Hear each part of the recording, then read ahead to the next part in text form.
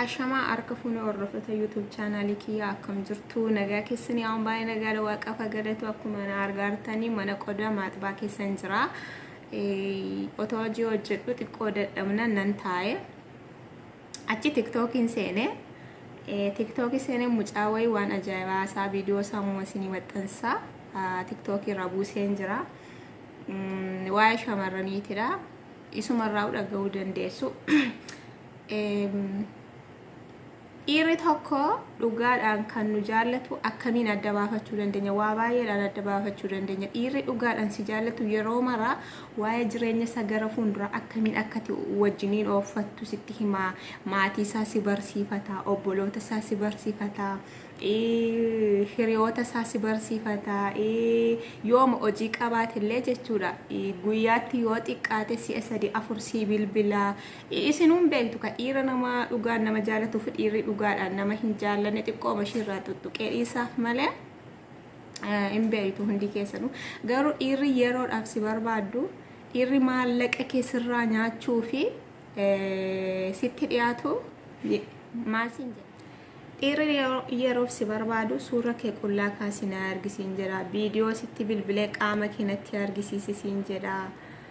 dhiira akkasirra of eega adaraa keessan keessuma dhiirri maallaqa naa ergisiin jedha taanaan dhugaa waaqa yeroodhaaf malee kun tidaariif siin taatu dhiirri yeroo hunda waa'ee rakkinaa sitti odeessitu kunoo gurbaa kana viidiyoo san siniif maxxansa ilaala dhiirri viidiyoo naaf ergi qaama keenatti argisiisi viidiyoon sii bilbile jennan taasuma jireenya kee keessa baasi dafii dhugaan siin jedha siif hin ta'u inni bor miidiyaa irratti si salphisuufidha viidiyoo mucaa kana hamma dhumaatti dhaggeeffadha dhugaa waaqa jiraata jechuudha waan intala wayii mudate dhaggeeffadhaani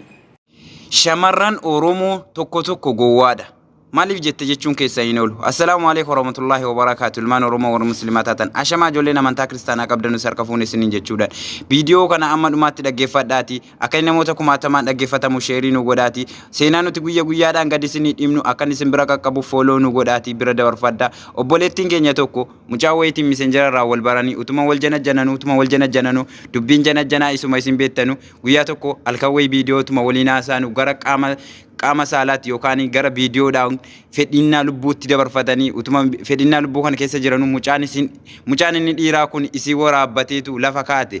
ergisii waraabbatee lafa kaatee ka'e viidiyoo isii kanaan isii foggoruu jammaree yookaan isiitti dhaaddannaa jammareennaan isiin nama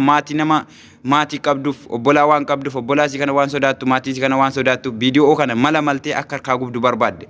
mucaa kana biratti ijaazaa bu'eetan guba viidiyoo kana dhaqee gubeetan deebi'a jettee lafa kiiloomeetira meeqa deemtee bira dhattee ijaazaa biratti buutee viidiyoo muraasa gubdee viidiyoo kana gubeera isa biraa gubee fixeera jechuudhaan gara mana madaamiitti deebitee erga gara madaamiitti deebitee jettee immoo mucaan inni dhiiraa kun viidiyoo isa duraan viidiyoo ittiin haasaa dhaqee waraabbate malee kaameraa biraatiin qaamasii guutuu yookaan viidiyoo qaamasii guutuuma waraabbatee ka irratti walqunnamtii saalaa dalagaa rurree kaameraa biraatiin dhossee waraabee lafa kaawwatee gaafa intaloon kun na biraa deemte akkasiin itti dhaaddattu waan beekuuf lafa kaawwatee taa'e.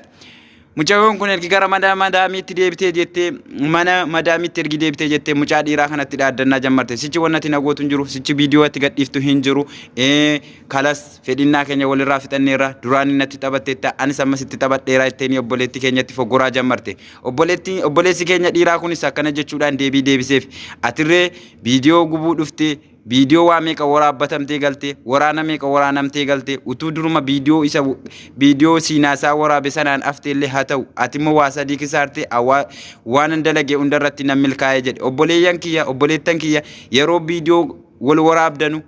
viidiyoo tokko waraabamuun diqqa kan lammataa biratti bu'uun immoo bagaa dubbiin akkasumatti jijjiiramti kanaafuu of eeggaddaa yeroo tokko balleessitan lamii dhaqeen tolchaatti immoo isin irratti badiin dalagamaa jira waan ta'eef viidiyoo kana obboleewwan keessanii sheerii godhaati bira dabarfadhaa seenaa bara 2021 seenaan kun seenaa Saudi Arabiyaa keessatti ta'edha galatooma akka obboleewwan keenya dhaggeeffatanuuf sheerii nu godha seenaa nuti guyyaadhaan gadi isinii dhimnu akka isin bira ga'uuf sheerii fooloo nu godhaa isin jechuudhaan galatooma